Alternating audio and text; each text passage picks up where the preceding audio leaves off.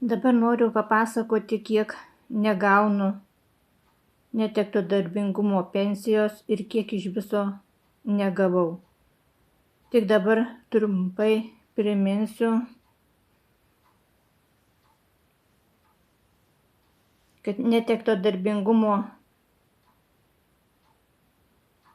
pensija yra skaičiuojama pagal labai seną 30 metų posovietinę skaičiuoklę, kurioje yra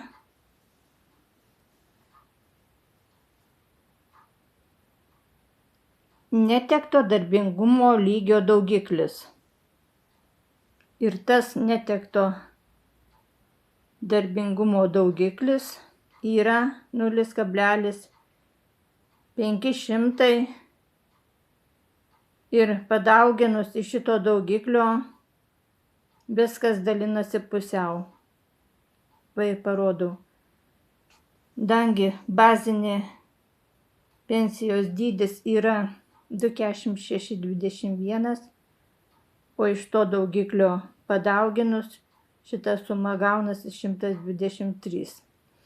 Tas pats ir yra apskaitos vienetų skaičius ir apskaitos vienetų skaičių 16,50 padauginus iš jo vertės 5,70 gaunasi 94 eurai, o padauginus iš 0,500 gaunasi 47.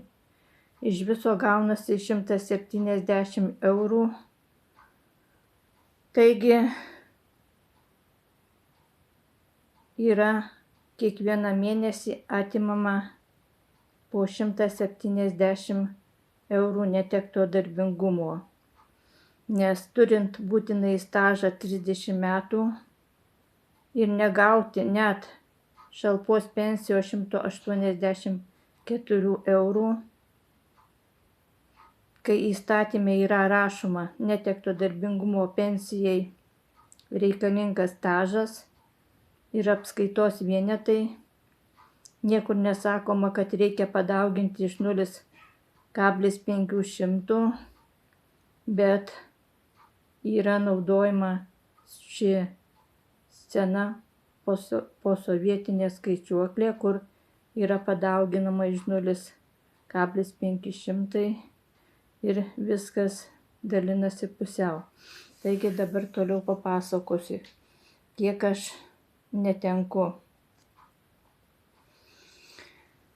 Iš vedėjos Viktorijos Žvirblytės dabar kiekvieną mėnesį jinai man atima iš manęs, o atima dėl to, kad padarė sveiką, suklastojus dokumentus, disponuoja suklastotais dokumentais, vykdo nusikalstamą veiką ir iš manęs atima po 170 eurų.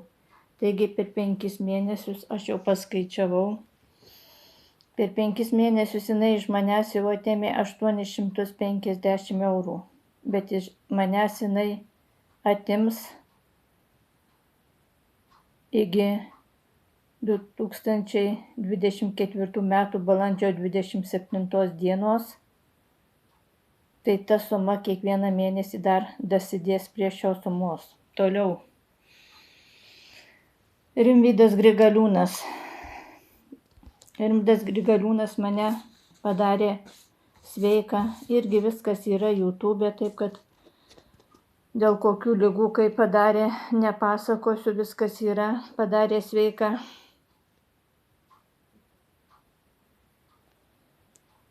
23 sausio 16 dieną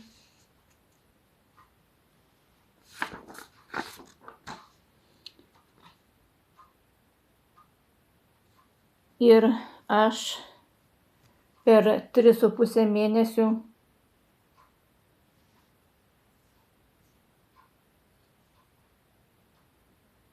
negavau iš viso 1190 eurų. Toliau eina Alytaus NDT Artūras Miciulevičius, kuris man nustatė 55 procentų darbingumą. Taip, viskas buvo apskaičiuojama pagal tą seną skaičiuoklę. Ir aš gavau 133,80 eurus. Taigi iš manęs kiekvieną mėnesį atėmė po 133 eurus. Ir tai atėmė 2 metus.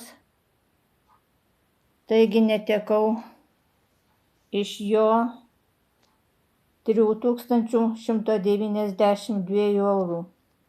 Toliau eina Kauno Šmitas, NDT vedėjas ir chirurgas, kuris dirba Dainavos poliklinikoje. Jis mane padarė sveiką 80 procentų darbinga. Viskas yra YouTube. Iš šito žmogaus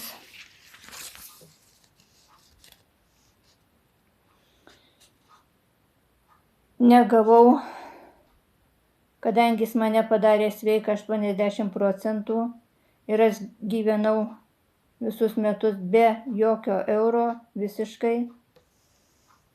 Taigi aš netekau per metus 2472. Taigi, iš Šmito ir Rimvydo Grigaliūno per 1,5 metų, kur mane padarė sveiką, Šmitas 80 procentų darbinga, o Rimvydas Grigaliūnas 70 procentų, per 1,5 metų aš negavau 3662 eurų.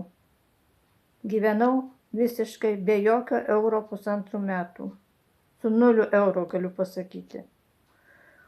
O iš Alytaus vedėjo, kuris 2 metus atėmė po 133 eurus.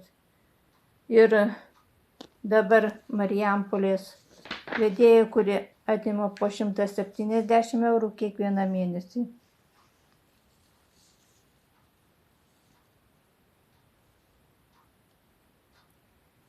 Iš šių žmonių jau netekau 4040. Taigi, per 4 metus iš 4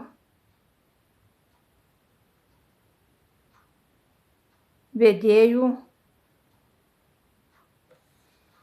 kurie suklastojo sveikatos dokumentus, padarė mane sveiką, disponavo suklastotais dokumentais, vykdė nusikalstamą veiką, aš per 4 metus negavau 7704 eurų. Taigi bus kreiptasi į Europos žmogaus teisių teismą, todėl kad Socialinės apsaugos ir darbo ministerijoje negalioja žmogaus teisių konvencija, kurioje parašyta, kad žmogaus badu marinti ir kankinti negalima, nes pagal baudžiamą teisę yra sunkus nusikaltimas. Bet Monika Navickienė leidžia žmones kankinti ir badu marinti ir iš žmonių atimti pusę netekto darbingumo pensijos arba visą.